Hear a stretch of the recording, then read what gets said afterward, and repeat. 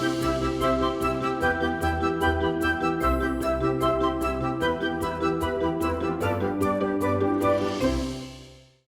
बहुत ही cute question मैं लेने वाली हूँ। टिया दी ग्रेट हैंडल से आया है, ठीक है। अब क्यूट इसलिए, एक तो टिया दी ग्रेट हैंडल का नाम है, दूसरा क्यूटनेस ये है कि उन्होंने अभी तक इन्वेस्टमेंट शुरू नहीं किया है, ठीक है। वो अभी निवेश करना चाहते हैं और वो 35 ईयर ओल्ड हैं, एंड आई डोंट नो अगर वो बॉय है या गर्ल है, पर हाँ आई एम 35 ईयर ओल्ड, तो मुझे कैसे निवेश शुरू करना चाहिए। वैसे इनके दिमाग में ये चल रहा है कि मैं एसबीआई के इक्विटी और गोल्ड फंड में निवेश करूं क्या। 20 साल का नज़रिया है, 3,000 रुपये से ये शुरू करना चाहते हैं। SBI long term equity fund में 3,000 या और एसबीआई गोल्ड फंड में 3,000, 6,000 का निवेश। टिया दी ग्रेट पूछ रहे हैं, क्या आप कहेंगे टिया दी ग्रेट को? Tia the great, it's never too late. जब से जागे तब से सवेरा। अभी तक नहीं किया है, ठीक है, थोड़ा लेट हुआ है।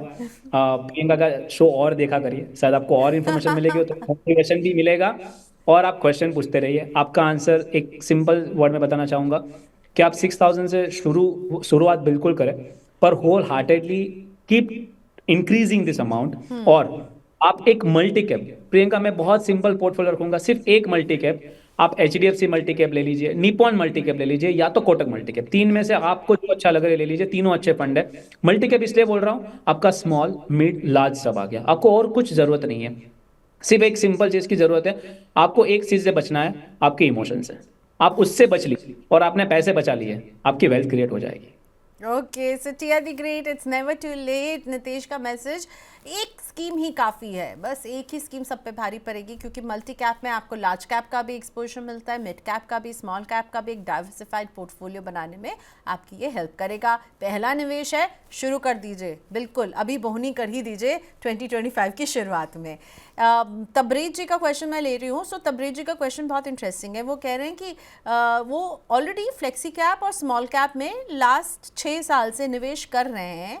अभी के बाजार में उन्हें लग रहा है कि क्या मोतीलाल ओसवाल के मिड कैप में लमसम निवेश मुझे करना चाहिए।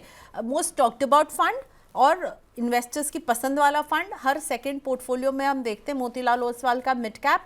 15 साल का नजरिया है तबरेज के लिए, क्या अभी लमसम निवेश मोतीलाल ओसवाल मिड कैप में सही रहेगा? और उनके पोर्टफोलियो में ऑलरेडी फ्लेक्सी कैप और स्मॉल कैप है पहले से। प्रियंका, ये मार्केट को देख के ऑफकोर्स मिड कैप काफी करेक्ट हुआ है, स्मॉल कैप भी काफी करेक्ट हुआ है, पर फिर भी मेरा मानना है कि मिड कैप अभी भी उनका वैल्यूएशन इतना रीजनेबल नहीं है, ठीक है।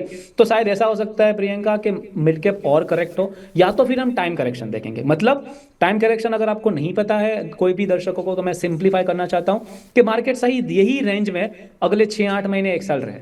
मतलब जो आपको मीनिंगफुल रिटर्न दिखना चाहिए आपके पोर्टफोलियो में नहीं दिखेगा। तो मार्केट दो तरीके से करेक्ट होता है, या तो प्राइस करेक्शन, मतलब जो हम देख रहे हैं अभी, या तो टाइम करेक्शन, मतलब सेम लेवल पे निफ्टी सेंसेक्स घूमता रहेगा, 2-5 हजार प्लस 2-5 हजार माइनस, और यही लेवल देखेंगे। तो ये दोनों तरीके में आप शायद पैसे नहीं बनाएंगे।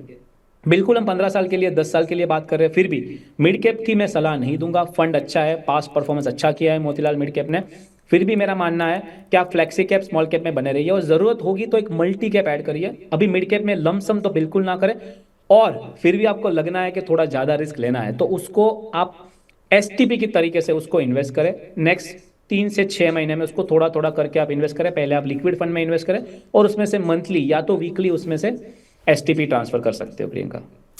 ओके, सो मुझे पता है समय हमारा ख़त्म हो रहा है, पर मैं ये सवाल एक और लेना चाहूँगी रविंद्र सारन का, बिकॉज आई रियली थिंक कि उनको आपके एडवाइस की ज़रूरत है, ठीक है। रविंद्र जी 3 सिप कर रहे हैं, 3 सिप में प्रॉब्लम नहीं है, मुझे एक प्रॉब्लम लग रही है। नितेश, मैं चाहूँगी प्लीज़ क्लैरिफाई कीजिए। ये कह रहे हैं कि एसबीआई म्यूचुअल फंड के ही 3 फंड्स में वो सिप करना चाह रहे हैं, एसबीआई कॉन्ट्रा फंड, एसबीआई का स्मॉल कैप और एसबीआई का मिड कैप।